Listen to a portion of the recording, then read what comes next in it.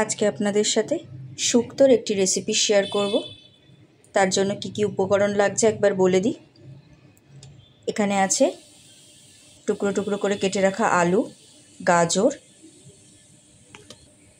বরবটি, এখানে আছে ঝিঙে, বেগুন, কুমড়ো, উচ্ছে, এখানে আছে লিকুইড দুধ, এটা হচ্ছে আদা আর রাঁধুনি পেস্ট, এখানে আছে বড়ি, এখানে আছে ফোড়নের জন্য শুকনো লঙ্কা আর 5 ফোড়ন, আর লাগবে পরিমাণ মতো লবণ। এবার চলুন রান্নাটা শুরু করা যাক। প্রথমে গ্যাসটা অন করে কড়াটা গ্যাসের মধ্যে বসিয়ে দেওয়া হলো। কড়াটা গরম হয়ে গেলে এর মধ্যে দিয়ে দেবো পরিমাণ মতো সর্ষের তেল। তেল গরম হয়ে গেলে ওর মধ্যে দিয়ে দেবো পরিমাণ মতো বড়ি। ভালো করে ভেজে এটাকে অন্য পাত্রে তুলে রাখতে হবে। ভালো করে একটু লাল লাল করে ভেজে নিতে হবে।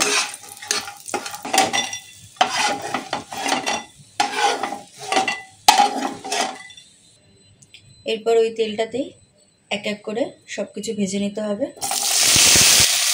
যা যা সবজি আছে সব এক এক করে ভেজে অন্য পাত্রে তুলে রাখতে হবে। লাল লাল করে ভাজা হয়ে গেলে এরপরে অন্য পাত্রে তুলে রাখবো।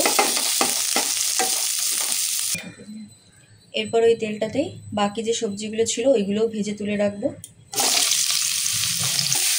বাকি সবজিগুলো লাল লাল করে ভাজা হয়ে গেছে। তারপর এগুলোকেও অন্য পাত্রে তুলে নেব।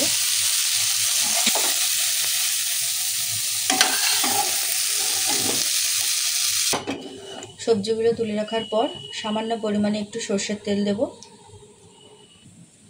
তেলটা গরম হয়ে গেলে ওর মধ্যে ফোড়নগুলো দিয়ে দেবো, শুকনো লঙ্কা আর 5 ফোড়ন। এরপর দিয়ে দেবো কেটে রাখা উচ্ছে। আপনি চাইলে উচ্ছের পরিমাণটা বাড়াতে পারেন, আমি এই পরিমাণে দিয়েছি। উচ্ছে ভাজা হয়ে গেছে। এরপর ভেজে রাখা সবজিগুলো একে একে করে দিয়ে দেবো। এবার এটা একটু ভালো করে নাড়াচাড়া করে নিতে হবে। ভেজে রাখা বড়িগুলো এই সবজির সাথে দিয়ে দিতে হবে, কারণ আগেই অর্ধেকটা সেদ্ধ হয়ে গেছে ভাজার সময়, ওই জন্য একসাথে দিয়ে দিলাম। এরপরে একটু ঢাকা চাপা দিয়ে ভালো করে রান্নাটি করতে হবে। এরপর দিয়ে দেবো স্বাদ অনুসারে লবণ। এবার ভালো করে একটু মিক্স করতে হবে।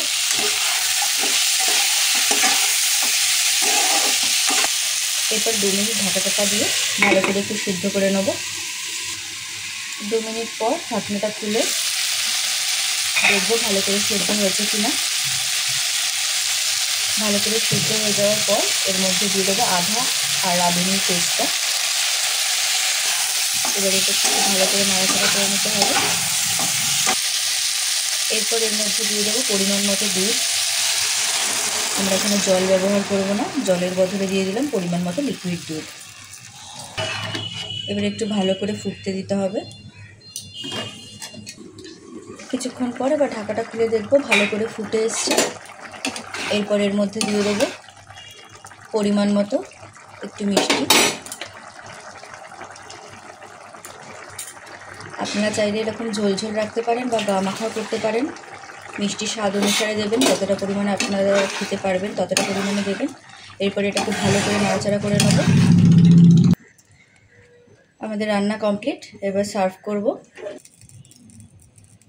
আমাদের শুক্তো রেডি অ্যান্ড সার্ভ।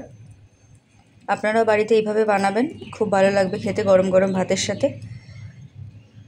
আজকের ভিডিও এই অবধি।